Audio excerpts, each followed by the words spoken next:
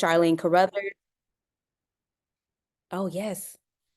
I'm Charlene Carruthers. I'm grateful to be in conversation with you all tonight. I use she and her pronouns, and I am fortunate to facilitate our political education session this evening. And I'm a member of Black for Palestine. I'm born and raised in Chicago, what is known as Chicago, and I currently live in Atlanta. We're asking folks to share in the chat where they're joining us from and any other greetings that you'd like to offer up. Tonight is a special night for us in the midst of so much turmoil and so much uprising, all happening at the same time. And sometime last year, a group of comrades within Black for Palestine, we had conversations about what sorts of conversations would we want to invite other people into? What did we think was important for Black people to have conversations about, to think about together? And one of the ideas that came up was to engage in a conversation that connected both histories, struggles, and the roles of U.S. imperialism in Haiti and in Palestine. Because many of us know or are aware of the various lineages of histories of resistance and struggle in Haiti. And we are all now, in many ways, being introduced, reintroduced, and learning and deepening our understandings of what is happening and what has happened in Palestine. And so tonight, y'all, we are in for a treat. I hope we're able to engage y'all in some agitational thinking. You leave here learning something new that you may not have known before, and asking yourself questions that you may not have asked before. The Haitian Revolution was a victory against racist oppression and colonialism, and also a turning point in the fight against slavery and for Black freedom globally. However, since the uprising, there has been a concerted effort by imperial powers like the US and France to punish, marginalize, and exploit Haiti in retaliation. These imperialist interventions have systematically, destabilized Haiti and continue to shape political and social crises facing the country today. Similarly, the Palestinian struggle against Western imperialism and Israeli settler colonialism over the past century has been met with systemic repression and retaliation, culminating into the current genocide of Palestinians. As Israel continues to ethnically cleanse Gaza with the support and funding from the Biden administration, it is imperative that we draw connections between the common imperialist forces harming both Haiti and Palestine, and to discuss ways to support the Haitian and Palestinian freedom struggles. Now, to be clear, tonight, and to be honest with y'all, tonight our conversation is going to be pretty heavy and pretty thick on hearing from voices of people who are Haitian and connected to Haitian struggles and Haitian movements.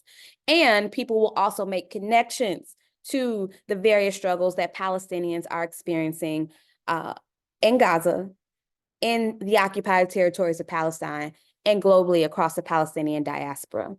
And so with that, I'd love to introduce, or at least begin to introduce our speakers.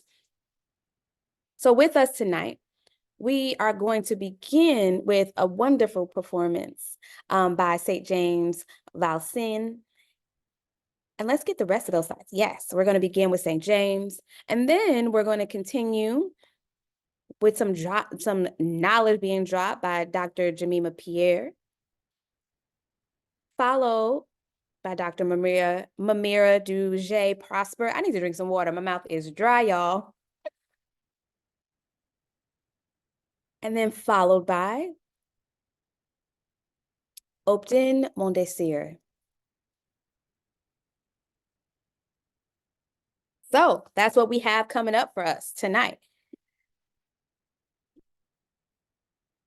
So as we transition into our presenters, I urge everyone, if you are a note taker, to take out some paper or pick up your phone and take notes in it. If you have a big piece of butcher paper, if you have a whiteboard, whatever you have, your computer, and take some notes, because folks are about to drop some knowledge, and we're also going to share provoking questions and knowledge with each other. After we hear from our presenters, we will have a Q&A section that is open for folks to offer questions and for our panelists to offer answers. And then we will follow up by sharing some resources with everyone about what you can actually do next. Where do we go from here? And if you have any questions as we continue on, please pop them in the chat group, and one of our comrades from Black for Palestine, we will do our best to respond.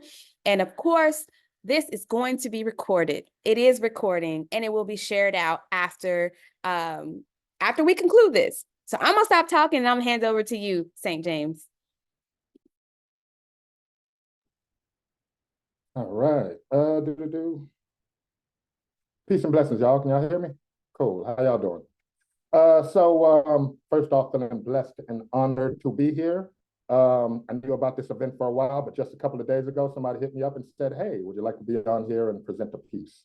So I'm gonna be real honest with y'all. The past couple of days, I've been just like writing a piece and putting a bunch of things together. So I'll do my best to get through it with y'all, and hope you enjoy it. Yeah. So,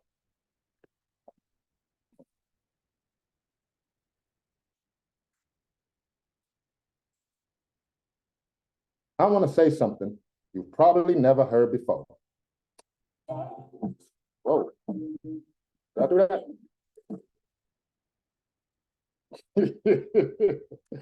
All right.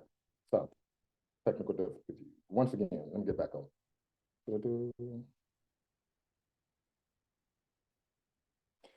So I want to say something that you've probably never heard before.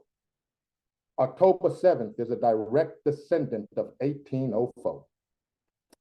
Religious zealots, indignant and fed up with how the colonizers corrupt and turn to shit everything they touch.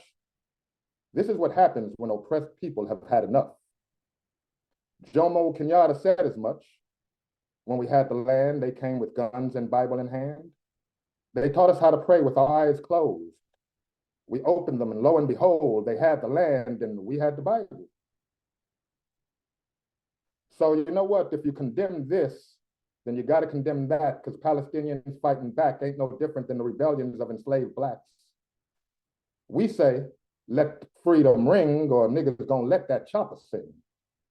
A ritual offering from my comrades. They helped me to sing a song that puts people in power on blast.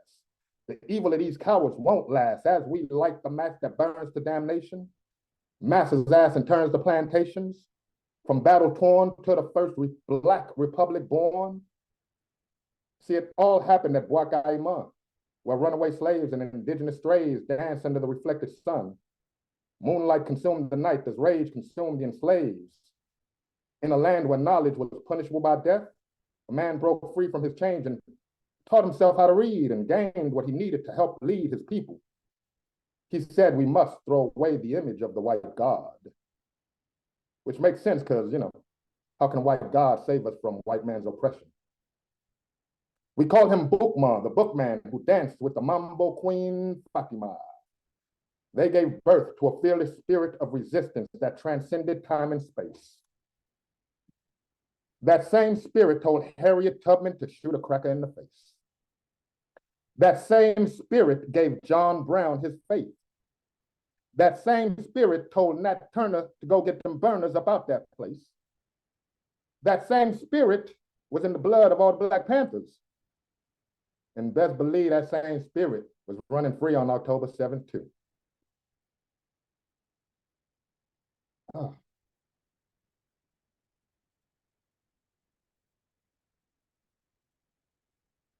See, they willing and dealing us while building these buildings up.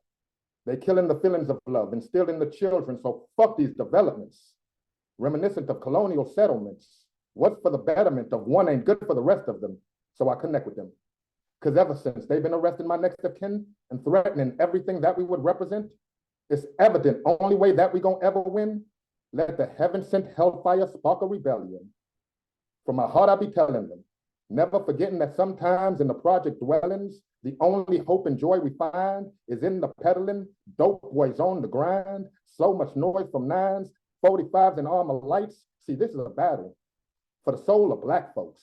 But before we storm the castle, I gotta ask, If all of these wannabe white saviors could get their ass up out of my neighborhood, because from the river to the sea, Palestine will be free. From the river to the sea, Congo will be free. From the river to the sea, Sudan will be free.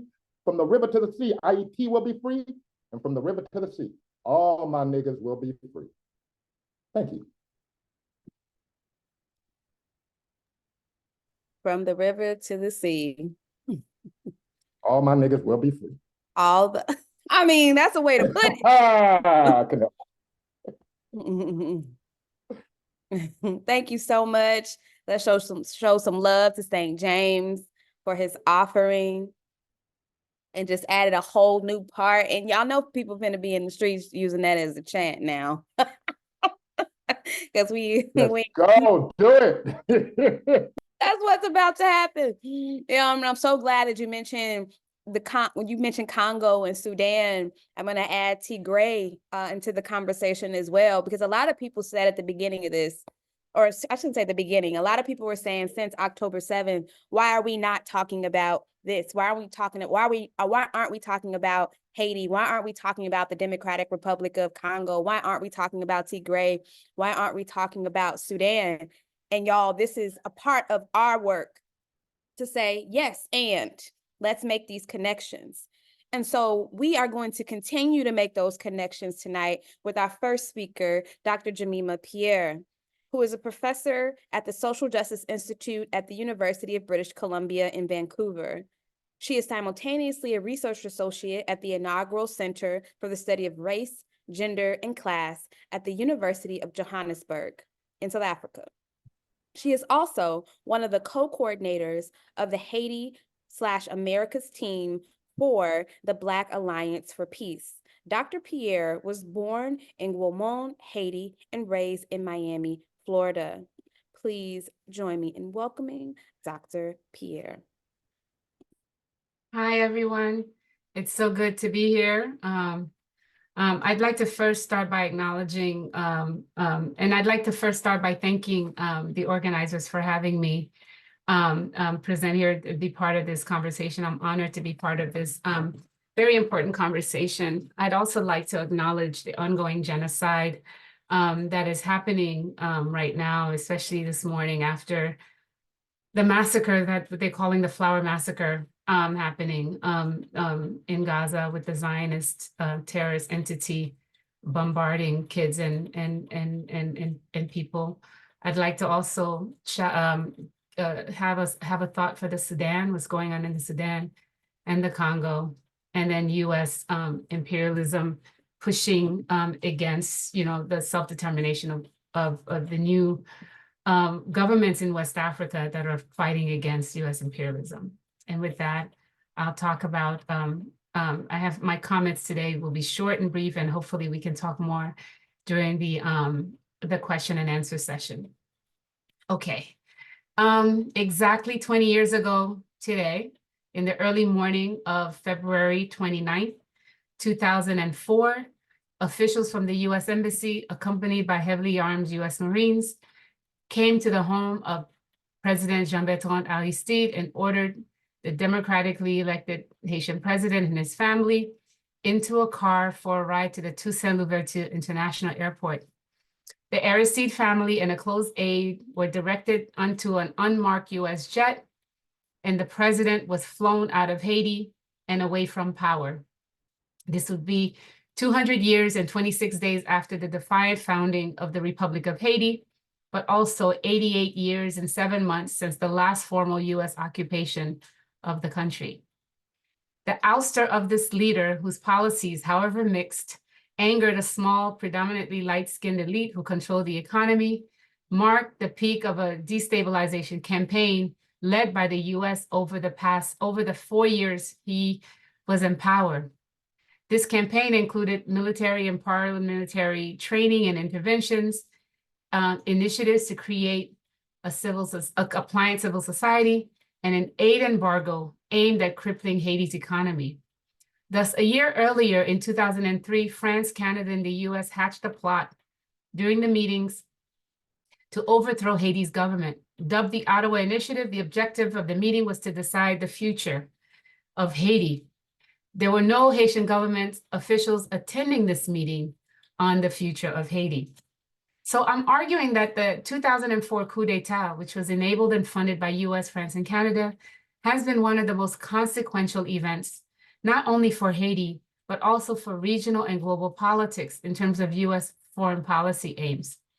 In the aftermath of this coup d'etat, we see that Haiti continues the struggle for decolonization. But I also want to argue that very few people truly understand that Haiti is actually currently under occupation. I think this is because of how the occupation was structured and conducted. The Franco-American Canadian invasion force in 2004 targeted and killed Aristide supporters, oversaw the installation of a puppet prime minister, and enabled the formation of paramilitary force that set up anti-Aristide death squads. The coup was then cleaned up by the United Nations, which under the leadership of the UN Security Council permanent members, US and France, the same two countries that were behind the coup d'etat, the UNSC voted to dispatch a so-called peacekeeping mission to Haiti.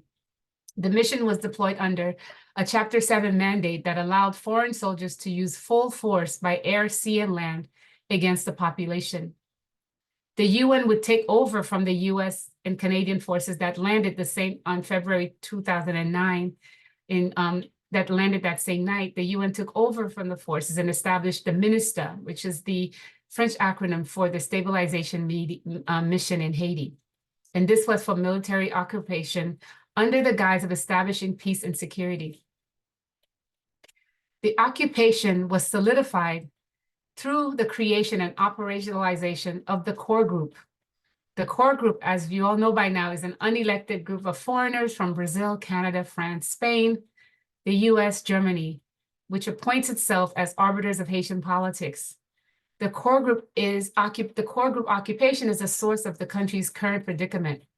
The occupation forces have overseen the complete collapse of the Haitian state while enabling a group of rogue foreigners, countries and corporations, and both non-governmental and multinational organizations to take over the broken fragments of Haiti's political economy, largely to serve foreign interests. In fact, it is under this occupation that the US and its allies, France and Canada, installed the neo-devaluerist Michel Martelly in 2011 in the difficult aftermath of the 2010 earthquake, Martelly's successor, Jovenel Moïse, in 2016, and the unelected de facto Prime Minister Ariel Henry following Jovenel Moïse's assassination.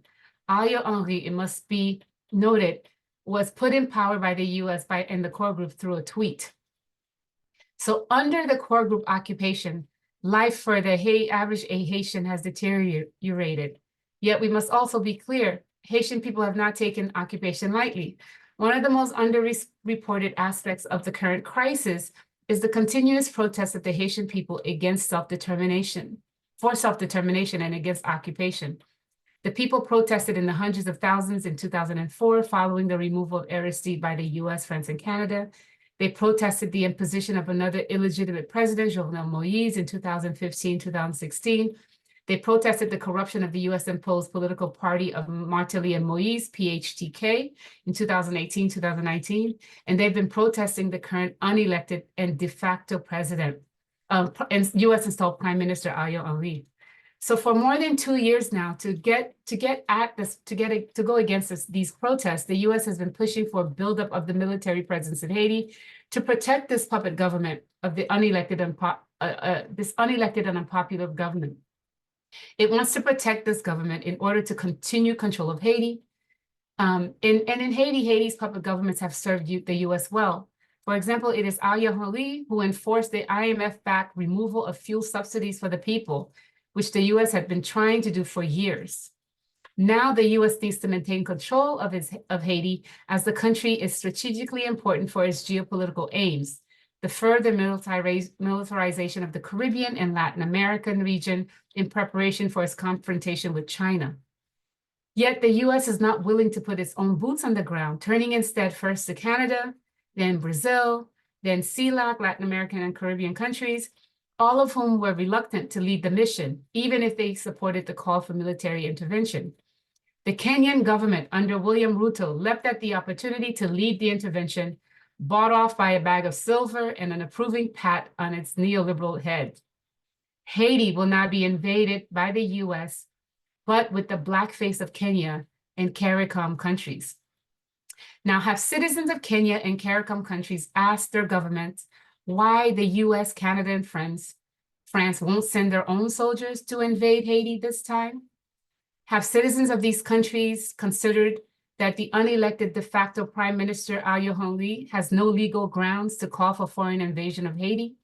Have citizens of these countries wondered why the US and the UN are not calling for foreign armed invasion of places like Ecuador, while brutal gangs have besieged the country, or Jamaica with its near constant state of emergency, or the US itself with its daily mass shootings?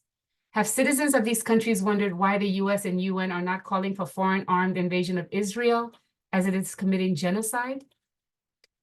The Haitian anthropologist Michel Wolfe-Trio once stated that the more Haiti appears weird, the easier it is to forget that it represents the longest neo-colonial experiment in the history of the West.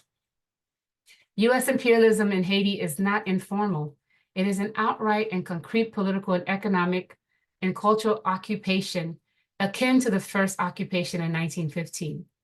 We must remember that US imperialism involves a gamut of activities from diplomatic influence to cultural warfare, military intervention.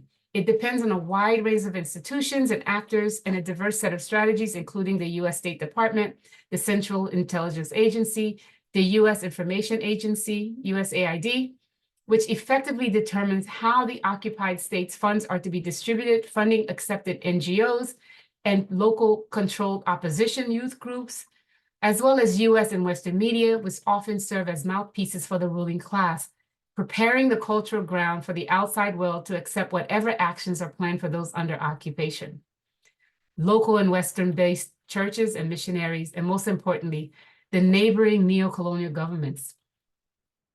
The ouster of Haiti's democratically elected presidents by a foreign power depended on a full-scale disinformation campaign, waged not only by the non-Black Haitian elite-owned and international corporate media, but also working in concert with diplomatic efforts. So we must also think about the way that the Western media, which is predisposed to very certain racist, textual, and pictorial representations of Haiti. A review of more than 200 years of Western media coverage of Haiti would reveal the same language about Haiti as a place of violence, chaos, savagery, anarchy, etc.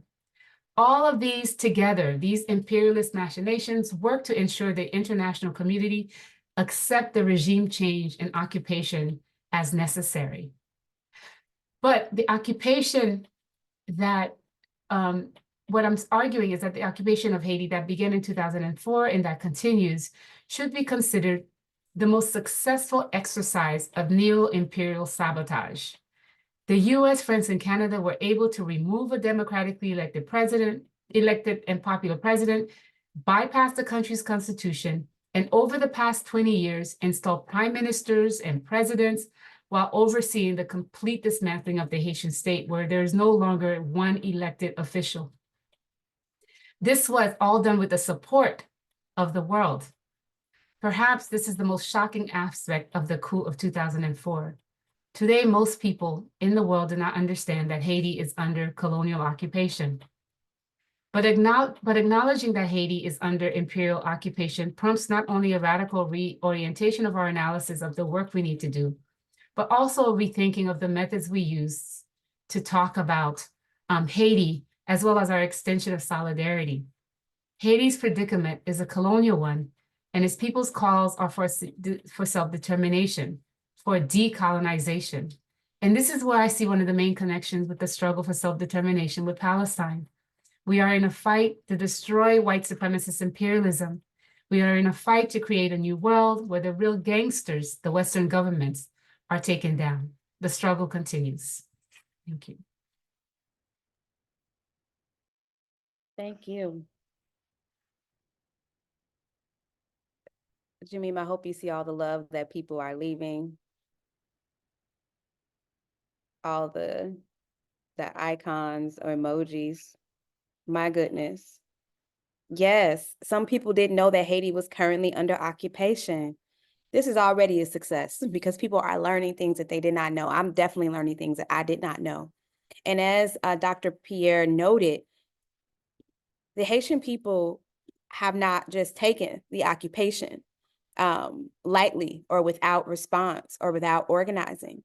And so our next speaker is going to speak English. It's really hard and really weird. Is going to share with us more context about Haitian struggles and against interventions and interventions by Haitians and current organizing in Haiti that's currently happening.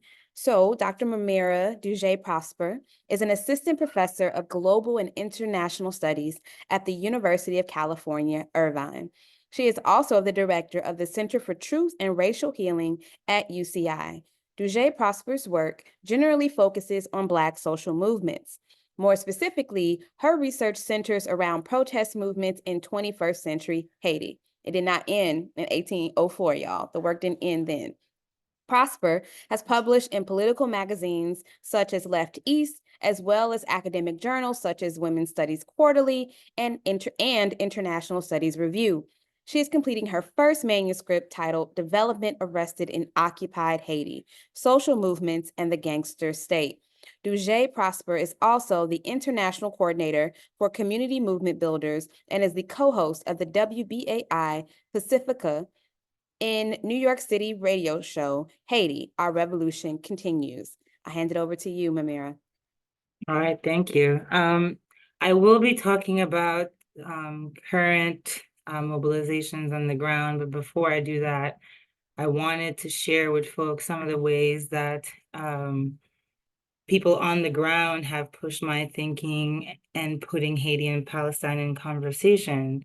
So this past July 2023, Haiti and which is an organization, a formation that was established after the Petro-Caribe movement, and we can talk a little bit more about that later, in 2018, and essentially saw themselves as a watchdog organization fighting against state corruption. So in no way, are our radical dream, but doing very important work nevertheless. And this past July, they released a video on X, formerly known as Twitter, allowing us to learn more about what they called Haiti's retired billionaire, Gilbert Bidjou. And you will see hopefully why I concentrate on the figure of Bidjou and the family and their history in Haiti to understand some of the conversations that Dr. Pierre already unpacked for us about how colonialism functions in Haiti. And so Bidjou, since December 2022, has been under sanctions by Canada, though most of his assets, most of his money is located in offshore accounts in the Cayman Islands, and some in the US and some in Switzerland, right? But Canada is the one who issued the sanction. And we could talk about that political game and supposedly freezing his assets, because Bidjou was identified, among others, for arms trafficking in the country of Haiti, especially using his private port that was established with state funds, that is essentially right outside of Port-au-Prince, where a number of things come into the country. So essentially, the video provides, is a kind of political education and shows us the history of Bidjou family and Haiti and their monopoly over almost every industry in the country, including the foreign food that Haitians eat, including rice, construction materials, petroleum products, right, including gasoline. And that also is what permits the production of electricity, but also is invested in, has great control over telecommunications in the country. And many of his businesses are concentrated in the area called Cité Soleil that maybe many of you have heard about, which is in the heart of Port-au-Prince. And as I mentioned before, Bidjou even has his own port, which is a free trade zone, which means that he pays no taxes to the Haitian state. despite the fact that Haitian public monies went into building this port that he controls. We later find out through the Pandora Papers, and thank you to the folks who do this kind of, leaking of information that is useful to us, researchers, activists, thinking about how to use information to fight back power, but talk about the instrumental role that Bidjo played in the coup d'etat against Jean-Bertrand Aristide in 1991, as well as the one in 2004 that Dr. Pierre just told us about. And we learned that it's actually after the 2004 moment, particularly after the 2010 earthquake, that Bidjo makes his billions. So we're talking about a man or a family that is able to extract billions of dollars from supposedly the poorest country in the Western Hemisphere. So I just want us to keep that in mind, what that would mean if that money had stayed in Haiti. As a member of the Association of Industries of Haiti, he pushed, just like the others, for the suppression of minimum wages. Right, so we see again in this video how Bidjo, the ways that they expose Bidjo benefiting from the reconstruction money in 2010 that we know was embezzled as well, and did not go toward the reconstruction of any parts of the country, but instead went towards subsidizing other free trade zones. And Bidjo is also named in some of the Petro-Caribe scandals, which funds, which are funds that came out of Venezuela to allow Haiti to do a series of things, include invest in infrastructure and social programs, which was never done again. Bidjo funded the campaigns of the PHTK party that Dr. Pierre mentioned in her talk, and also the current president of the Dominican Republic, Luis Abinader, right? So we understand very much the importance of this figure. But what stood out to me in this video is that Gilbert, and now his son, has served as honorary consul to Israel, which allows him, of course, not to pay taxes again, and to multiply the ways he avoids paying taxes, and affords him also a diplomatic immunity. The video also discusses the long history of the Bidjo family, its imbrication with the U.S. as well as Israel. So some details that are worth noting is that the Bidjo family was supportive of the U.S. occupying Haiti, the first occupation, 1915, 1934, that benefited their business of export of cotton and cocoa. The Bidjo's father was instrumental in pushing Haiti to vote for the establishment of the State of Israel in the 1940s. And under the Duvalier regime that spanned almost 29 years, the Bidjo family helped to facilitate the importation of guns from Israel. This is also true. Some of that stuff comes out in the Pandora Papers that they were instrumental in bringing some guns too that facilitated the 1991 coup d'etat that was led by the Haitian army. And of course, they used their position, their economic position to access, and their access to the state, to the colonial state apparatus, to access no-bid contracts that led to the monopoly that they have almost every industry in Haiti. And that's been generally understood as a way that the oligarchs control the state apparatus by not appearing directly or running for office or making public statements in Haitian news outlets, but instead, right, manipulating certain politicians to push their agenda. So Bidjo, you hear his voice nowhere in Haiti. However, we are able to capture his thoughts and his positions directly in newspapers like the Jerusalem Post and Jewish Telegraphic Agency, especially at the 2010 earthquake, when he's talking about his family's history, the role they played in recognizing the establishment or pushing for the establishment of the State of Israel. And he actually also welcomes the Israeli occupying forces in another free trade zone that he co-owns in the heart of Port-au-Prince. So the focus on the Bidjo family and their history in Haiti points to the ways that colonialism operates in Haiti. And I think that Dr. Pierre already started to provide some information and some ways for us to think about how that's operating in Haiti, and that the state is an instrument of enrichment for a select transnational few, and that Haitian politicians are but managers at best, governors of a colony. Except, of course, you know, we should highlight the 2 times, and there maybe 2.5 times, that the Haitian people were able to pick their own leader, and twice in the form of Jean-Bertrand Aristide. But the focus on the Bijou family also helps to shift our attention from the US to Israel, or at least complicate our understanding of inter-imperial coordination of white supremacy on the planet. And the focus on the Bijou family allows me to put into comparison, into conversation, Haiti and Palestine, following what Palestinian feminist scholar Rabab Abdul Hadi calls the indivisibility of justice, in order for us to go beyond nation-state borders and other imposed categories of being, such as race, to think about these 2 spaces that, by the way, historic Palestine and Haiti are roughly the same size. So first, the obvious is that, you know, thinking back at the Haitian Revolution, that armed freedom fighters are usually characterized as terrorists, particularly when they are standing against white supremacists and that in the particular world order that it demands. And these are some of the accusations that were leveraged at the Africans who fought against slavery and colonialism and delivered the Haitian Revolution. So we saw at the opening that St. James was, you know, making these connections about what we see in 2023 and connecting it directly to the Haitian Revolution.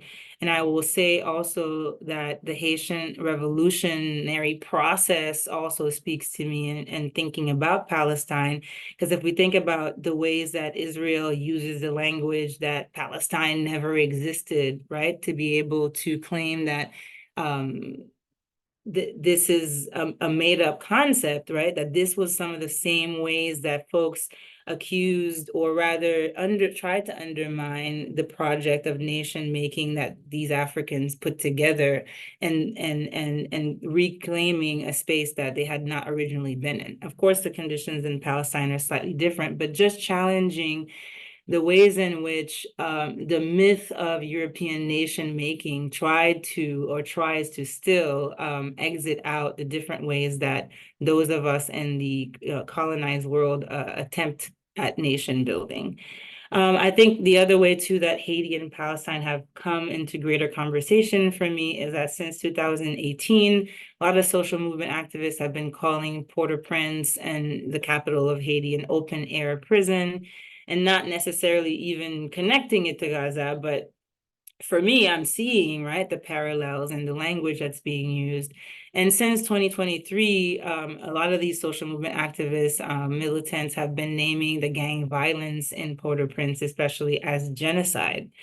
So it really pushes me to rethink, for us to rethink, and I think this is already part of the discursive war that's taking place around the words that we're using to describe what's happening in Palestine and Haiti. And it certainly pushes us to rethink the definition of genocide beyond the way that international law tries to limit it, and to think that genocide is not just one moment, but rather an ongoing process. So the bombardment of Gaza since October 7th is not new, and is rather a prolongation of a campaign, a longer campaign, to eliminate the Palestinian people.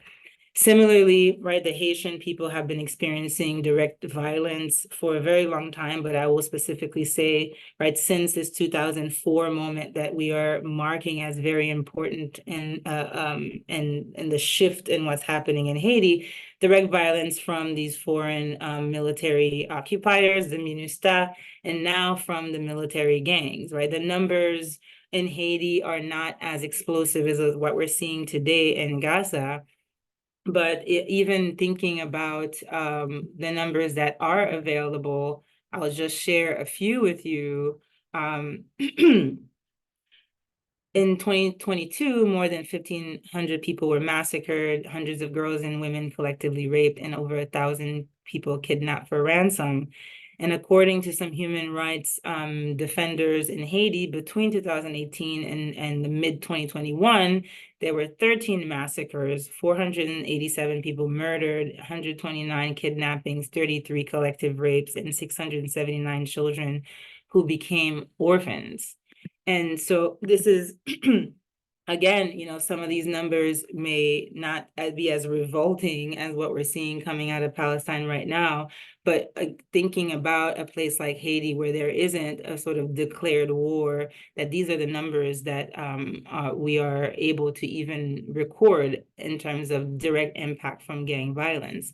But we could also think about, as I was saying, that genocide is not a moment, but is an ongoing process, that the examples of folks pointing to water being shut down, right, and the impacts of that on sanitation, on healthcare, right, that there are no more hospitals, that the lack of infrastructure, which is a direct result of neoliberal policies in Haiti, right, we can think about it and draw some parallels with Palestine, that is a way to also produce collective premature death, right? That is a way to kill people. And even if it's not in the most direct, violent way that the gangs are doing right now.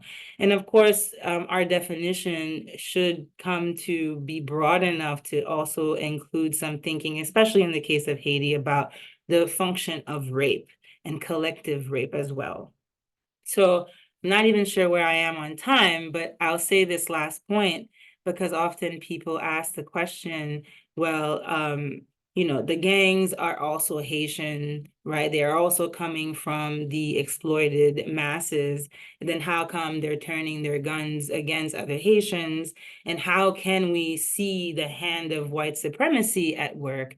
And I think that, you know, Dr. Pierre has done some of that work to push our thinking. And we can see also that we could ask similar questions about the people who compose the IDF, right? Who are themselves often a racialized people doing the bidding of white supremacists. So again, putting Haiti and Palestine in conversation raises some of these questions for me and really pushes me to rethink about how we might define genocide. And so I will end to say that currently there is a neighborhood in Port-au-Prince, despite the headlines that the gangs are overtaking, and we should be concerned. And despite the fact that the discourse is about foreign intervention being the solution, and Dr. Pierre shows us clearly that Haiti is under current occupation, that is the occupation that birthed this particular configuration of power. And so there is resistance happening on the ground. And right now, the people of Solino, which is a neighborhood inside of Port-au-Prince, have erected barricades in their neighborhoods to protect themselves from the encroachment of gangs. And they are currently, like at this moment, and they have been over the last about 2 weeks now, in this fight, in this struggle. And so I wanted to at least offer us that, so that we also see the other side of things, right? We present this very bleak picture, but it's also important to remember that there has been resistance, there is resistance, and in fact, the gang violence is directly related to the amount of resistance that Haitian people were organizing, especially in 2018 on. So I'll stop there, and we can take more questions, and I can talk more about some of the resistance pieces. Thank you for listening. Well, mind-blowing, again, always, as usual. Thank you so much. Thank you so much. All the love that is, please check out all the love that is being shared. Thank you so much, Dr. Mamyrah. I just want to give a moment so it can sit and not just rush. So we just heard about the connection of a billionaire, like uber wealthy family, and its dealings in Haiti, the ongoing occupation in Haiti. Sorry, that's my child crying in the background. It always has to be a part of the thing. We heard about the ongoing occupation of Haiti, the connections between a billionaire, super wealthy family in Haiti, and their dealings in Haiti and in Israel. And so now, and of course, about the efforts towards resistance. in what has been called an open air prison in Port-au-Prince, in Haiti's capital. And so now we're going to turn to our comrade, Obden Mondésir, to talk about to continue to talk about the connections between Haiti and Palestine. Obden is an oral historian and now the founding archivist at the Haitian Studies Institute at Brooklyn College. He's worked as the oral history manager at the Weeksville Heritage Center and the outreach archivist at Queens College. At the Weeksville Heritage Center, he spent the last 5 years leading oral history projects. This included Meals as Collective Memory and the Black Joy Project. At Queens College, he managed the Sikh History Project, which extended the documentation and understanding of the Sikh program, which was established in 1966, and provided assistance to students entering college for the first time. He is an active member of Rassemblement pour Haïti, a Haitian diaspora organizing collective based in New York, and of course, a co-sponsor of this event. Obden, pass it to you. Hi. Yes, as mentioned, I'm a member of Rassemblement pour Haïti, which in Creole, Rassemblement pour Haïti means a large gathering for Haiti. And I guess the first thing I would like to talk about is the things that activated me politically to work in organizing groups. The first was the death of George Floyd in 2020 and the uprising that ensued, and had me believe in the quote that nothing is more powerful than an idea whose time has come, and also feeling the impetus of engaging in the long Sisyphean task of taking part in revolution. I think the second thing that led me to working with organizing groups is my proximity to preserving Haitian history and realizing that doing nothing and not being active was no longer an option, and getting to engage with Haitian elders like the activist Daoud Andre led me to working in Rassemblement. And then the third one was in relation to the current genocide that is happening is like early on hearing the quote from Netanyahu saying that Israel was battling the enemies of civilization, and the instant recognition of otherization that like struck me in hearing that. So for me, like gonna talk about Rassemblement for a little bit. We are a New York City-based organization consisting of people from Haiti and the Haitian diaspora who stand in solidarity with the total liberation for our island. We are a revolutionary, anti-capitalist, anti-imperialist organization that intends to galvanize popular support for the liberation of Haiti within the diaspora and the US left at large. The organization came together in November of 2022 to develop and support strategies for resistance from the diaspora. From the standpoint of the diaspora. And initially our goal was to do research and based on that research, promote and support certain nonprofits. But through political education, we decided to take more radical organization with the concrete goal of Haitian liberation. We follow in the historical and contemporary footsteps of other Haitian diasporic activist groups like the July 28th Coalition, which supported the Domesday strike that happened in Brooklyn, New York in 1991, where 200 of the Domesday workers went on strike for 8 months, alleging that the company, which was a used clothing factory, had committed unfair labor practices, including firing several employees for attending union meetings. There is also the Haitian Women for Haitian Refugees, which was founded in 1992 to respond to the human needs of Haitian refugees and immigrants in the US fleeing persecution.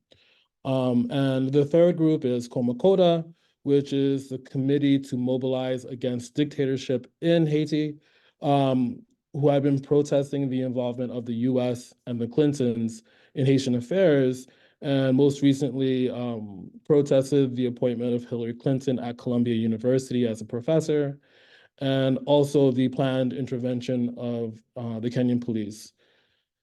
So in regards to the zine that we came out with in December of 2023, which is titled Haiti and Palestine, One Struggle, One Enemy, we highlight the history of US imperialist acts in Haiti, and we also look at those same acts committed by US, Europe, and Israel in regards to what is happening in Gaza. So on the side of Haiti, what we discuss is the US invasion that occurs in 1915, the support of the Duvalier dictatorship in 1957, the 1991 and the 2004 back to US coup of Aristide, which, as mentioned, today is the 20th anniversary of that event. There is a UN-launched 13-year stabilization mission in Haiti after the earthquake, where 30,000 deaths had occurred. The last thing that we highlight is the planned invasion of the Kenyan police, which Dr. Pierre in other talks has named as the outsourcing of US imperialism. On the side of Palestine, the events that we look at are the 1917 British support for the Jewish settlement in Palestine, the 1948 Nakba, where 750,000 Palestinians were displaced and 15,000 were killed. The 1967 US-supported preemptive war to take more land from the Palestinians. And in 2023, before October 7th, the death of 248 civilians, Palestinian civilians, by the Israeli Defense Force. The historical connection that we make between Israel and Haiti and also Palestine is that during the Duvalier dictatorship, Israel provided machine guns, armored vehicles, and devices for placing weapon systems on aircrafts. And the Duvalier regime was responsible for over 30,000 deaths during their time.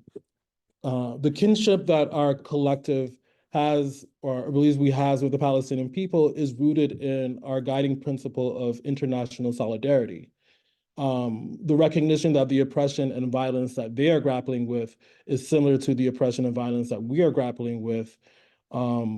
And also the historiographical violence that exists in the sense that Palestinian archives have been looted as early as the 1980s, and that the significance of the Haitian Revolution has been strongly diminished as far as a world event. All of this in regards to supporting the same goal of maintaining white settler colonialism. So to finish, like, the support that we have for the Palestinian people is not transactional, but relational, and also as aspirational in the sense that we want the same liberation and self-determination from white oppression for them that we would like for our island.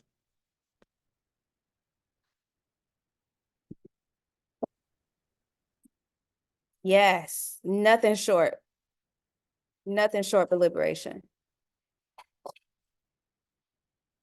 Thank you so much, Obden.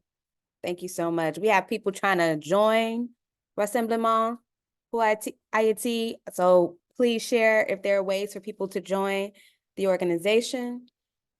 Folks are trying to get organized. This is beautiful. Thank you so much for your offerings. Let's get into Q&A, y'all. We already have some questions queued up. Please offer your questions in the Q&A box so we can get to as many as possible. Not transactional, but relational and aspirational is what Obden shared with us about the shared desire for liberation, which is so important in this particular moment. So one of the questions, and y'all could take me off of the spotlight so we can see all of our speakers. And if all of our speakers could, yes, Obden, Mamyrah, Jemima, if you all could come on video, please. Beautiful. So the first question that I'm going to ask you all, and we can have one to two people respond to it, would be great so we can get to other questions. It's about the United Nations, which has been brought up several times in this conversation. So on one hand, we have the United States defunding, because they can't defund police, but they can defund they can fund the UNWRA. Y'all, I just know the acronym, the United Nations. What is it? I should know what this stands for. Somebody else, okay. Somebody will write it in the chat. But the recent defunding, and yes, the UNRA, but I need what the whole acronym stands for, please. Defunding of that. And at the same time, we've talked about MINISTA, thank you, the United Nations Relief and Works Agency. We've talked about MINISTA, we've talked about other UN deployments to Haiti. How might we understand both the relationships and the relations between the United Nations in Haiti and Palestine in this particular moment? And as we think about organizing, how do we want to relate to this particular sort of international body? Would love to hear if you all have any specific thoughts on that. I can start. I think one of the things people don't realize is that the UN played a part in the construction of the Zionist state in 1948 and disenfranchising Palestinians. For people who don't know that, Palestine was under the mandate was UN, the mandates that were established after World War I, where the Europeans were fighting each other. They took Germany's colonies and, took the bounty among the Europeans and created mandates where they had, A mandates, B mandates, C mandates, B mandates were to be ruled by the Europeans. So it was a new form of imperialism. So they called it liberal imperialism to help, because they said the people in the B mandates were not ready for self-governance. So then they put European powers in these things over these territories that were formerly owned by the Europeans, or that became formerly owned by Europeans. So Palestine was under the British mandate. It is under the British mandate that the British then turned over part of Palestine to create a Zionist state after World War II, and the UN was part of that. So for me, the UN is really an extension of the League of Nations, which was also constructed as it's a gentleman's agreement among Europeans. They just then led on the other countries after decolonization. So we cannot have decolonization until we destroy the entire Western structure, the political system that includes all these, the UN, the WTO, all of that, because they all work for upholding Western white supremacy. And the key thing about the UN is that, which is why we still can't have a ceasefire in Gaza, is that you have 5 permanent seats. This is not a democratic institution. It could never be a democratic institution if you have 5 countries with veto power. So you can have the rest of the world vote for one way, and whatever happens, it happens through the UN Security Council. And so there's that. The other thing is, remember, it was the 2 members of the UN Security Council that got the coup d'etat in 2004, and then used their position in the UN Security Council, which is the only council that can actually allow for an invasion. They use their position as that. And so the UN is not the friend of the people. They've gotten us all to believe that this is an international organization. It's not. It is run by the West. And we can see this because we can see where the UN peacekeeping missions are. They're in mostly Africa, Haiti, and of course, Eastern Europe, Bosnia, when the Europeans went after Bosnia. So I'll stop there. If I can jump in real quick. Give me 1 second, say James, and I'm gonna come to you. So the UN is not a friend to the people. And there were a couple other acronyms used, the World Trade Organization. I'm sharing this, some folks will put it in the chat. The ICC, I mean, all of it. International Criminal Court, the which is oftentimes like The Hague, this vague thing, whatever. We have the International Monetary Fund, the IMF, the World Bank. The World Bank. Various Bretton Woods institutions. Basically, these white folks got in a room, and probably some non-white people, few. And I have to say, quickly, there's the UNRWA, the UN refugee thing. That's especially set up for Palestine. That's a very special thing. And on the one hand, it's terrible that they're defunding, but on the other hand, that was a stopgap when Israel refuses to go by the resolutions, the 68 so resolution that it's flouting the UN resolutions. They put together this UNRWA thing to actually support Palestinians because they're under full occupation. So they make it seem like the UN is helping, but that Palestine should not need the UNRWA if it was allowed its own independence, if it wasn't under occupation. So that's the other. There we go. There we go. Thank you so much for breaking that down. St. James, I'm gonna go to you quickly and then I'm gonna move to the next question. Quickly. So yeah, I think it's important that we rethink the way we look at A, philanthropy, and B, aid, right?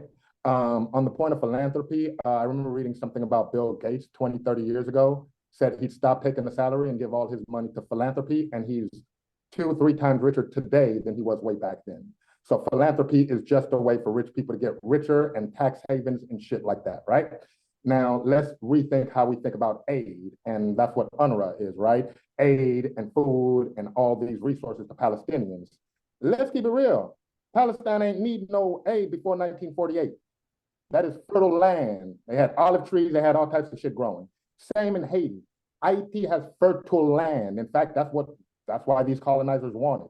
It's mineral rich. You're able to grow all types of crops. So the first thing they do is they destroy the land, they destroyed the olive trees, they destroyed every ability for the people of Palestine to be able to fend for themselves, and then they throw in this aid bullshit. But Yes. fact is, yeah, decolonizing is the only way. That's right.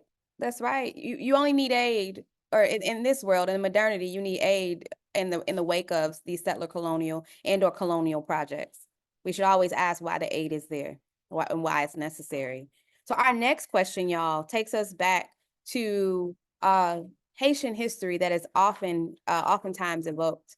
And we know that there are many revolutions. And in 1791, marked a very particular moment, a pivotal moment that many people hear about and learn about. And often this book ended by 1804. But a question that has come up a lot since October 7th is about the types of resistance that people engage in. So without the types of, and I'm sure the feds are watching. So I'm saying this question intentionally, not in a liberal way, because I am not liberal, but this is with the knowledge of the feds be watching. This is why I'm saying this question this way. Okay. If we weren't on the internet, I would say it differently. Okay, to be clear. So if Haiti, knowing the way that Haiti abolished slavery, engaging in armed resistance, can we talk about the particular effectiveness of and consequences of ongoing resistance and historical resistance in Haiti today? And what parallels might we be able to make with the resistance movement in Palestine? We specifically had an audience member ask, what are the ways that Haitians protested specifically that may differ from how those that are approved in the West protest? And are there ways that civil society groups can support that work? And Mamyrah, I'm gonna come to you. Sure. So historically, so if we're talking about the 1791 moment when shit pops off, right? When there's a big ceremony, despite white historians wanting to say that never happened, we will continue to celebrate it. And these different Africans, some people say 21 nations plus, with the Congo being some of the more the greater in number, but these are folks, for the majority of them, who had been born on the continent, who were already fighting the Congo Empire for more freedoms, right? I don't want to use the language of rights. And so these people are already coming with a revolutionary spirit. They're encountering the Maroons, right? They're encountering, you know, the Creoles, those who were born in the colony who had some ideas of freedom, right? And they're making a pact together. And at that moment, it's revolution, right? It's guns in hand. And women and men are involved. And it's not a surprise that these African people are painted as savages, right? Probably the word would have been used then to cast, you know, terrorists, right? Because they were challenging the world order and they were straight up killing white people, right? And that was not permissible. And they destroy and they defeat the strongest military power in the world at that moment, right? Napoleon's army. I know they're making movies about Napoleon, and I'm like, are they going to talk about Haiti, how we kicked their asses, right? So really, that after, during the revolution, after the revolution, even the ways that, when Dessalines and the revolutionaries are basically like, the French must leave, right? This land will be the land of, free Africans. And that's been characterized as a white genocide, right? We can see the ways that the discourse has always been used to demonize and, render Haitian freedom fighters as villains. So despite whatever issues we may point to them, maybe being a little patriarchal, maybe, still carrying with them some Western leftover colonial shit, it doesn't take away that their resistance was righteous, that their resistance was correct, and that it needed to be this kind of resistance armed to exact the violence of colonialism and slavery.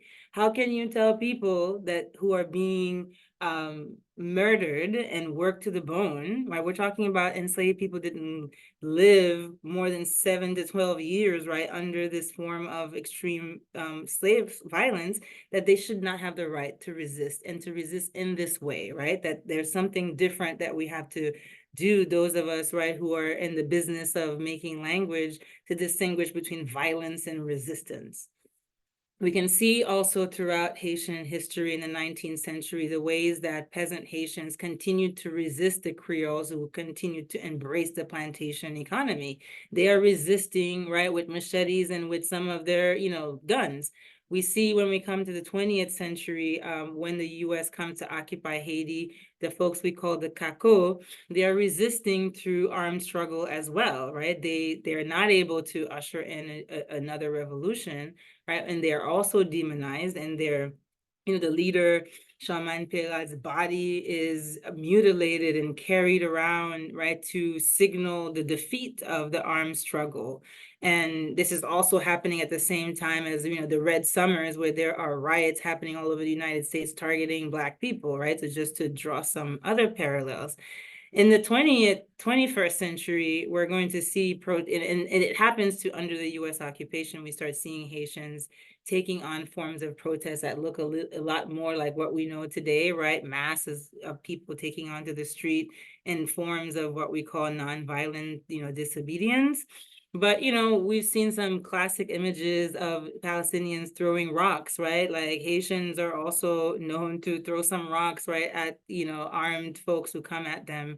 And I would say in the 20th century, particularly looking at 2018, there have been return of kinds of tactics that we saw during the revolution in the 19th century, for example, the Pays Loc.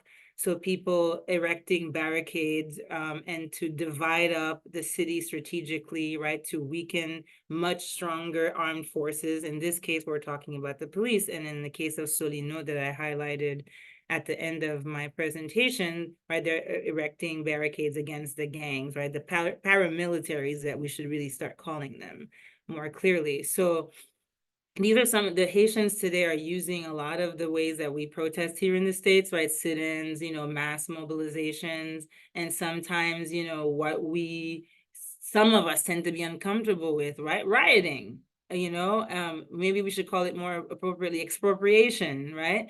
But also the kind of barricades that they put up to stop economic activity, that they're also signaling, right, a resistance to the capitalist order. And this is some of what we're seeing still that I think we don't see here in the United States, right? Folks putting up these kinds of barricades, and maybe that's something we can borrow for our next round of uprisings, because it's coming, right? We feel it, it's coming. So I'll stop there and invite others to add. Thank you so much. We have another juicy question from the audience regarding the Clintons. Some of my least favorite people in the world, very consistently, some of my least favorite people in the world. We'd love it if folks could say a little bit more about the Clintons in particular, because they take up, I think, an outside space in US politics. They take up a lot of space in many, many ways. And can you speak directly to their dealings in Haiti? Of course, Bill himself from a United Nations purge. Hillary is formerly as the former Secretary of State, and also her familial connections who have business interests in Haiti. But anything that you all would like to share would be helpful.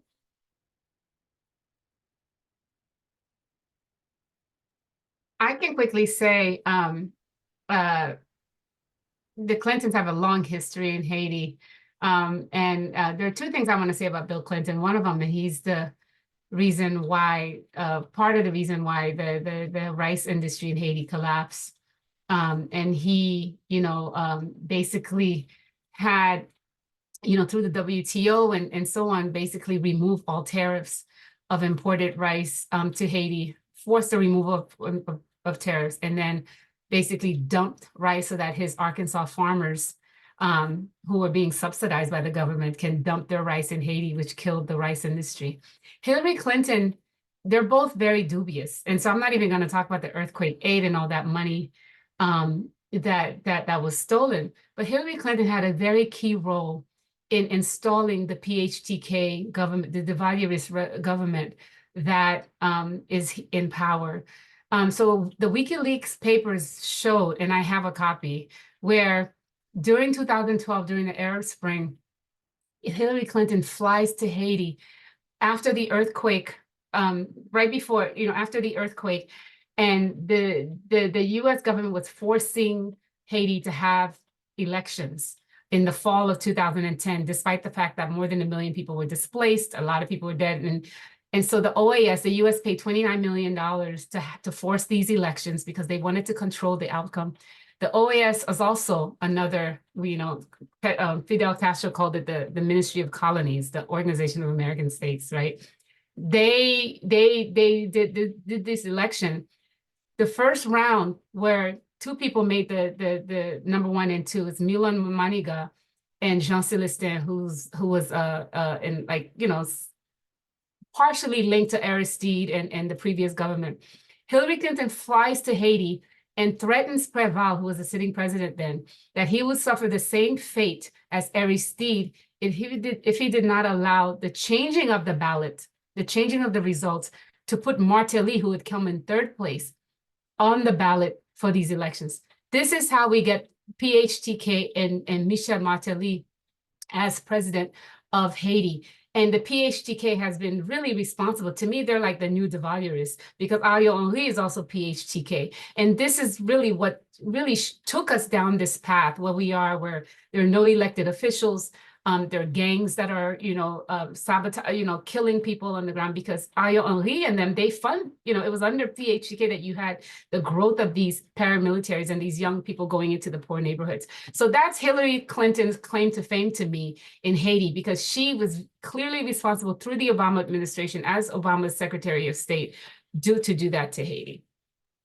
I wanted to add Hillary as State Department chief also is instrumental in sending U.S. ambassador. Can you imagine like a foreign diplomat showing up in U.S. Congress and saying, well, look, y'all, this is what you should do. You cannot vote up the minimum wage because it's going to upset garment manufacturers who need the minimum wage to be suppressed because they're exporting billions of dollars from Haiti. They're paying no taxes, by the way, right? And Haiti has the lowest minimum wages in the Americas. So Hillary Clinton and Obama, right, are responsible for squeezing the Haitian people. And Hillary's brother also at some point was on the board of VCS Mining, which is a company among some others, US and Canadian ones, that are really interested in digging for what's underneath Haiti's earth, right? So the Clintons very much, and we could go on and on about all of their involvements, right, but are very instrumental in the Haiti that we see today. I just wanted to add some of this other stuff about the Clintons specifically. Thank you. Thank you so much. Plus they stole $6 billion of the Reconstruction money. My goodness. Ooh. This is much needed in this, at least I feel this is much needed in this particular moment. for us to have this conversation with each other, to really get a sense, a deeper sense of the various entanglements and tentacles of the U.S. empire, and how it's impacting us and our people and people around the world. Now, we have a few questions that I want to come to you, Obden, about.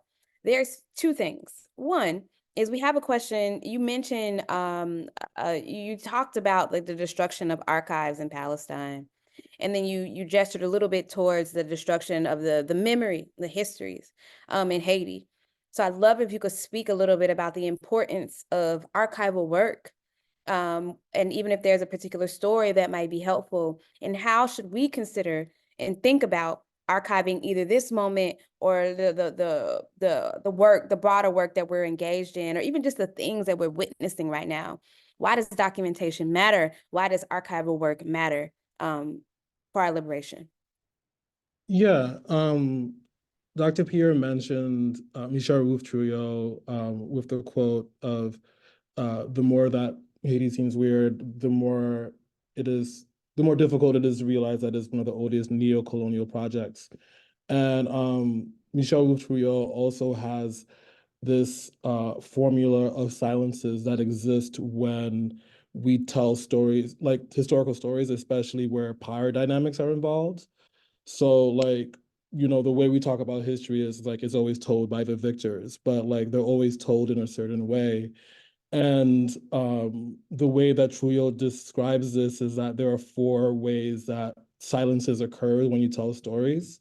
So, you know, I mentioned the fact that the Haitian Revolution is diminished in regards to its significance. And like the 4 ways that happens is with like the fact creation. So fact creation in the sense of like what becomes a fact and like what sources are praised over other sources. So like oral history or oral sources are considered lesser than written documents, right? They're like the veracity of that has always been in question. Then the creation of the archive or like sources where you can actually access these materials to create these histories. And then their sources themselves. So like the records that are created and how they're preserved. And then like the last thing is like recognition.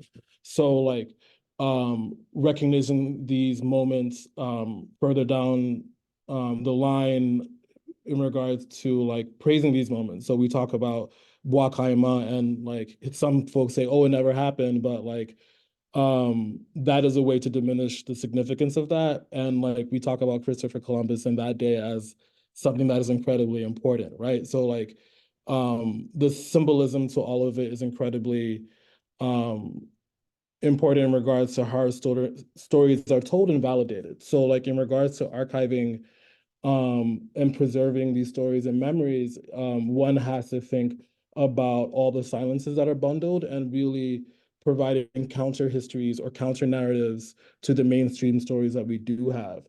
And paying attention to like the way language is used in general when we're talking about these events, like the level of mitigation that has happened in regards to violence against Palestinians, especially within the New York Times, has been like absolutely insane. And like basically creating that kind of documentation and preserving things and creating your own archives and like having them donated, I think is really important as far as just like counteractivity to what is happening. Thank you, Obden. Thank you so much. Hope folks are taking that knowledge in as we round out our webinar tonight. I know the invite says 7 to 9, but it's actually 7 to 8:30. We just wanted to have a little buffer time if we needed it, but we're going to wrap this up in about 10 minutes, y'all. Yes, lots of people have asked in the Q&A this same question in various ways about what to do now, what to do next. And so I'd love to hear from each of our panelists. One, of course, like how can people get involved and or what can people do next regarding Haitian liberation and Palestinian liberation? And we will share a resource document at the end. And there was also a question about the histories of shared solidarity. among those resources is an entire document that the Dream Defenders pulled together about Black and Palestinian solidarity that folks can view online. So with that, I'm going to turn it over to our panelists. I'd love to hear from y'all. What should people and what can people do from here? Where do we go from here? And I'll come to you first, St. James. Yeah, picking up where you left off, actually, on the importance of understanding the history of solidarity, right? Yeah, one of my favorite facts that people like to undermine about the Haitian Revolution is that it led to the revolution in damn near all the Caribbean and South America. Simon Bolivar, who's known as the hero and liberator of all of South America, he came to Haiti to get his guns. And he got those guns under one condition: promise there'll be no slavery in South America. So Haiti supplied those guns to Simon Bolivar. And I think educating ourselves and continuing to fight against this whitewashed bullshit narrative, this terrible history, this Zionist is the victims bullshit, this Haiti is the poorest nation in the world bullshit, fighting against these, because we do live in a bubble, right? And we sometimes forget that we're inundated with all this nonsense. So first things first is like really educating ourselves and getting to a more radical way of thinking. And I think the second most important thing is join an organization, y'all. Like we ain't gonna do this on our own. It's impossible. Divide and conquer is their main goal. You see what I'm saying? And ain't nobody gonna get free on our own. You know what I mean? I ain't free if you ain't free. So I would say find an organization. I'd say the most radical ones you can find, but just join a group. If you can't find a group in your area, make that group. Start studying together, working together, find issues in your local community, start fighting together, and just move from there. You know what I mean? The little bit you can do at your home connects the whole world. So that would be my best advice. Thank you. Thank you. Our cultural workers are also strategists, y'all. Are also organizers, y'all. Teachers, thank you so much. I'll come to you next, Dr. Pierre. Thank you. Thank you so much. This has been such a great learning experience for me. I really appreciated all the presentations. I think one of the key things is actually we have to, living in the heart of empire, protest the US and protest US imperial strategies abroad. And I think that's one of the key things. And so we have to actually know, I don't think many people know that Haiti's been under occupation. We have to know what's going on and what the US is doing. And you're not going to find that on CNN or MSNBC. The same way you're not going to find anything correct about Palestine on those media outlets. So the way that we do that for Palestine, I think we need to really find a way, join a group or organization or any way to actually challenge your US government and your tax dollars that are going to occupy and kill and maim people. The second thing is, I think one of the things to do is to think about the political economy of imperialism and occupation. I think Dr. Mamyrah did that very well in terms of showing the links between Bijou's wealth, his links to Israel, as well as, you know, his control of Haiti and using Haitian money. And I think we need to actually make the connections of corporations that are working. We need to target these corporations and so on. The other thing is, I think one of the things that people do is we exceptionalize Haiti in a way that does not allow Haitian history and what's happening in Haiti to be talked about in relation to other places that are suffering from neocolonialism and imperialism. And so, you know, and that's one of the key things. It's like, you know, people think about, and I think Mamyrah said this, you could see the spectacular violence that's happening right now with this genocide, right? The bombings, you can see the pictures. But, you know, nobody said a thing when cholera was, when the soldiers, UN soldiers dumped their shit in Haiti's waters and led to the death of, people say 40,000 Haitians and the sickening of more than 1 million. No one said anything. And that, you know, cholera, if you know how the death of cholera is one of the most disgusting ways to die. And so I do think if we stop exceptionalizing Haiti, knowing that it's distinct and exceptional are two different things, right? So it's like, it's a distinct history, but it is not that exceptional when it's under the boot of US imperialism. And Haiti is really the laboratory for US imperialism. And if we actually watch how the US deals with Haiti, we know how they're going to deal with the rest of the world. And so I think that's those are the three things I would say that people need to do when moving forward. Thank you. Thank you. Super clear marching orders. Mamyrah, come to you I next. think I'm gonna echo what others have said here, because we are in the belly of the beast. So the work is here that we have to do it, to destroy empire at its heart, because it has tentacles everywhere. I think one of the things I wanted to bring back is, there is a ways that we exceptionalize Palestine as well. And as Jemima is saying, right, that we exceptionalize Haiti, and we have to do the work of thinking about these things together, even if we've been told that there's no categories that you can use to think about these things together, right? Because different race, right, different religion, the conditions are different. This is settler colonialism, this is another form of colonialism, but we have to push and do the work of thinking about so-called disparate spaces together to uncover the ways that colonialism is functioning, right, and is coordinated. I think, even the emphasis that we have put here on the genocide, not to forget that genocide is a way to also lay the foundations for capitalism to be able to, right, explode. So we are here, the folks who consume the most from this planet, right, who drive the capitalist machine. So the work has to be done here, right, for us to decolonize, whether that means, right, unionizing, whether that means, right, protesting, joining these kinds of organizations, right? So I think that because we're here, this is where the work has to happen. It doesn't mean we cannot also straight up be redistributing funds, right, to support people on the ground who are resisting. And there are groups that I'd love to be able to point folks to, who straight up need money, right, to do things as simple as provide food on the barricades for folks to be able to hold down against the gangs that are encroaching upon their neighborhoods. But the job remains for us here to dismantle colonialism, settler colonialism here in the United States, expose the ways that colonialism is coordinated effort by the white supremacists, by the West, and to destroy it. So, like I said, we feel it, something's coming, right? So I hope that people will join in whatever capacities we can here in the United States to dismantle empire. Thank you so much. Thank you. Obden, we turn to you.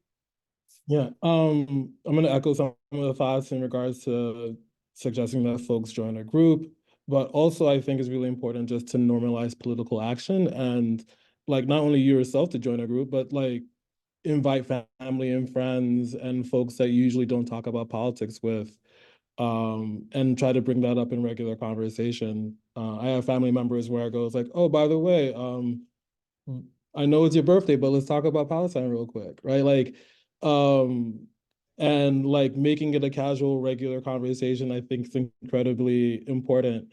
Inviting people to like just, hey, let's hang out and send postcards to our local representative and things like that really can change what the practice is, because like, yes, join organizing groups, but like also like invite those who are close to you and having them realize that like this is important to you. Yeah. Thank you. Join an organization, invite other people to join an organization, continue to struggle directly against the US government, directly against right here, politicians, institutions, all that stuff, y'all. I want to thank our panelists for the amazing insights that you all provided. We all live, we live, at least those of us in what is called the United States, on occupied land. And without freeing the land, as our family at MXGM teaches us, we have to free the land by any means necessary. Because Israel and the United States, they are absolutely funding, aiding, and abetting an ecocide, in addition to all the things that we talked about. There was a question about that, and I feel like I would be remiss if I didn't mention the degradation of the land that is happening in Haiti and in Palestine, particularly in Gaza right now. And that is just as important as, because we are in relation to the land that we live on. The land is our relative as well. And so with that, I'm going to turn it to our resources. Can we get our resources pulled up? Or our last couple of slides pulled up, and we're going to share the link, and the recording will be shared. Y'all done asked 20 times about the recording. We are going to share the recording with y'all. Y'all gonna get it in email. Y'all gonna also get the link to the resource. We have a full resource document. So if anybody asks the question, if you go get, we go give you the recording. We go get it to y'all. On March 2nd, there's a global action calling for a ceasefire on Saturday. Here, there's a Caribbeans for Palestine contingent in New York City, but there's a global call to action, y'all, for a ceasefire in Gaza. That work still must be done. You can join the action near you. And let's go to the next slide. All right. Of course, you're going to be on the Black for Palestine listserv. You're going to get our emails if you sign up for this, if you register for this. There's also U.S. We're calling, of course, for U.S. out of Haiti, for the U.S. to stop funding police terror in Haiti, U.S. to stop backing Ariel Henry, I'm sure I mispronounced that, U.S. to stop the influx of weapons to Haiti and halt deportations to Haiti. Those are the things that we are calling for, y'all. And of course, a free Haiti, a liberated Haiti, a free and liberated Palestine. All these things are connected. And this is guidance from the Haitian Action Committee and the Haitian Bridge Alliance, two important formations for folks to follow up with as well. And with that, I'm gonna go bathe my child because it's bedtime. And Thank you so much, everyone. Thank you. Thank you all so much. I know St. James, you wanted to say something? Go ahead.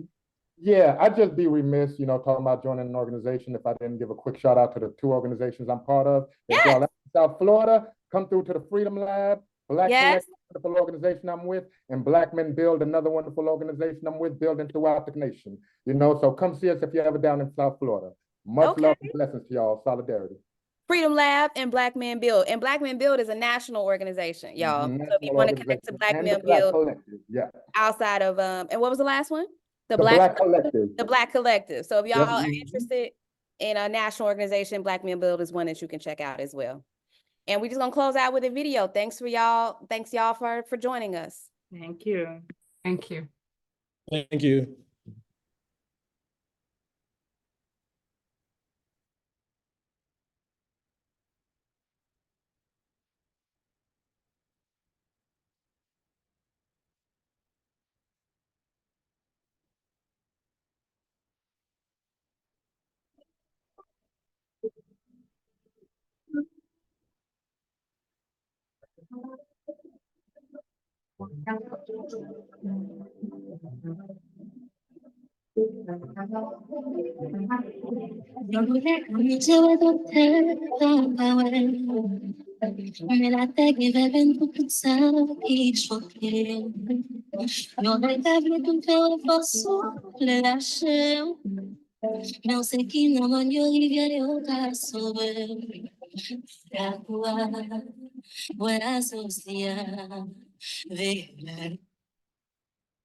Sorry, y'all. Technical difficulties. We had to share the sound.